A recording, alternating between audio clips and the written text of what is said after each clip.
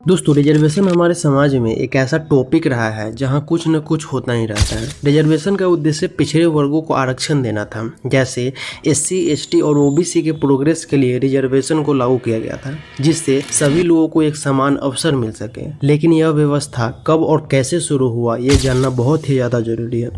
1882 में हंटर आयोग का गठन हुआ, जिस वजह से एजुकेशन में पिछड़े वर्गों के बच्चों के लिए प्रोविजन पर विचार किया गया। यह भारत में रिजर्वेशन की दिशा में एक नया बदलाव था, जिसको एप्लीकेबल किया गया। आज़ादी के बाद 1950 में भारतीय संविधान लागू हुआ, जिसमें एससी और एसटी के लिए 22.5% आरक्षण दिया गया और 1990 में मंडल आयोग की सिफारिश से ओबीसी को 27% रिजर्वेशन मिला और 2019 में ईडब्ल्यूएस यानी आर्थिक रूप से कमजोर सवर्णों के लिए मतलब जनरल कास्ट के लिए 10% तक का रिजर्वेशन लागू किया गया।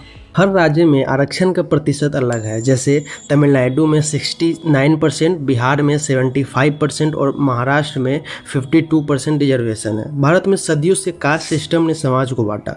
दलित, ट्राइब्स और पिछड़े वर्गों को एजुकेशन और सम्मान से वंचित रखा गया। डॉक्टर अंबेडकर ने कहा था कि अगर ब्रिटिश राज में सवर्णों यानी जनरल कास्ट को आरक्षण नहीं मिल रहा तो दलितों की स्थिति कितनी खराब हो सकती है, आप सोच सकते हैं।